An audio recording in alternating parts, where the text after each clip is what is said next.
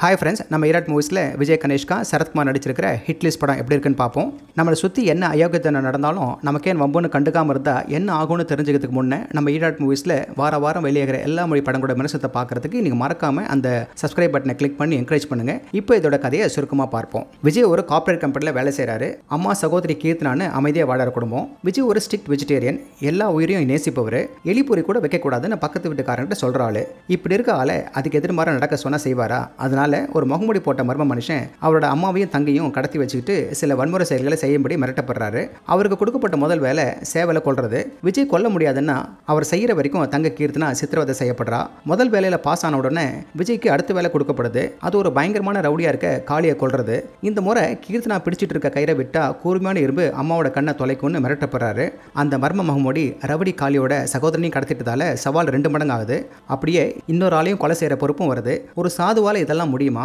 ஏன் இந்த முகமூடி விஜயை செலக்ட் பண்ணணும்? முகமூடியோட திட்டம் தான் என்ன? இப்படி இருக்க போலீஸ் அதிகாரி ஆழ்வேந்தன் என்ன நடவடிக்கை எடுத்தார் என்பதுக்கான சம்பவங்களை தான் விறுவிறுப்பாக இந்த படத்தோட மீதி கதையில பார்ப்பீங்க. படம் ஆரம்பத்தில் கொஞ்சம் மெதுவாக நகர்ந்தாலும் அடுத்தடுத்த சீன்ல சுவாரஸ்யமாக்கி நம்மளை எங்கேஜிங்கா கடைசி வரை கொண்டு போறாங்க. செகண்ட் ஹாஃப்ல நிறைய விஷயங்களோட எமோஷன்ஸை கலந்து ஒரு சமுதாயத்துக்கான மெசேஜும் சொல்ல முயற்சி செய்திருக்காங்க ஒரு ட்விஸ்டோட. ஆனா யதார்த்தத்துக்கு சம்பந்தம் இல்லாம அந்த விரல வெட்டுற சீனை கொஞ்சம் தவிர்த்திருக்கலாம். என்னை பொறுத்த வரைக்கும் படத்தோட பலமே கடைசி 30 நிமிஷங்களா தான் இருக்கு. அதுல விஜய் அந்த முகமூடி மனுஷன் ஏன் இப்படி கஷ்டப்படுத்தினானதுக்கான உண்மையான நோக்கமும் அதுக்கான நடந்த கொலைகளும் வெளிப்படுது. ஆனா உண்மையான சஸ்பென்ஸ் அந்த முகமூடி நபரோட அடையாளம் தெரிய வரும்போது தான் நாம கெஸ் பண்ண முடியாத ஆளா இருக்கும். இது வழியா சொல்ல வர மெசேஜ் கொஞ்சம் பழசா இருந்தாலும் முக்கியமானது. பல படங்கள்ல இதே விஷயத்தை சொல்லியிருந்தாலும் நாம கண்டும் காணாத போயிட்டு இருந்தவங்க இப்ப மொபைலை சுத்தி இருந்து வேகமா ஷேர் பண்ற அளவுக்கு தான் முன்னேறி இருக்கிறோம். சரத்குமார் ஏசிபி ஆழ்வேந்தனா வராரு. போர் தொழில் மற்றும் பரம்பொருளுக்கு பிறகு 3வது கிரைம் த்ரில்லர் படம் இது. போலீஸ் வேலை தான் காமன் ஃபேக்டரை தவிர 3 வேற கேரக்டர்ஸ். ஒரு டஃபா கமாண்டிங்கான நடிப்பு. இவரோட ஆக்ஷன் சீக்வன்ஸ் வரும்போது விசில் பறக்குது. இயக்குனர் படத்துக்காக சரத்குமார் சைவத்தை ஆதரிக்கிற மாதிரி காட்டாம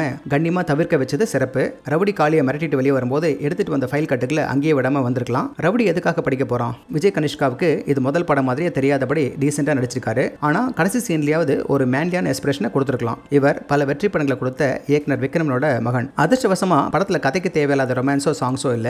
விஜய் கேரக்டர் எஸ்டாப்ளிஷ் பண்றதுக்காகவும் ஹீரோ அந்த மாதிரி இருந்தாலும் நல்லா தான் இருப்பாருன்னு ஆரம்பத்துல சில சீன்களை வச்சிருக்காங்க. வில்லன் காளியா வர ராமச்சந்திர ராஜுக்கு டெம்ப்ளேட் ரியாக்ஷன் தான். கௌதம் வாசுதேவ் மேனனும் வந்து போறார். ஸ்மிருதி வெங்கட் ஒரு முக்கியமான ரோல்ல வராரு. மொத்தத்தில் ஹிட் லிஸ்ட் நல்ல கேமரா ஒர்க்கும் சவுண்ட் டிசைனும் இந்த கிரிப்பிங்கான கதைக்களத்துக்கு தேவையான அளவுக்கு அமைஞ்சிருக்கு. ஒரு வெல்மேட் த்ரில்லர். இன்னும் சொல்லணும்னா ஹிட் லிஸ்ட் இன்னும் நிறைய வாரங்க தியேட்டர்ல இருக்க போறது. ஓகே ஃப்ரெண்ட்ஸ், இதே போல இன்னொரு சுவாரஸ்யமான பட விமர்சனத்தோடு சந்திக்கிறேன். இந்த விமர்சனம் உங்களுக்கு பிடிச்சிருந்துச்சுன்னா உடனடியாக லைக் பண்ணுங்க, ஷேர் பண்ணுங்க. நன்றி.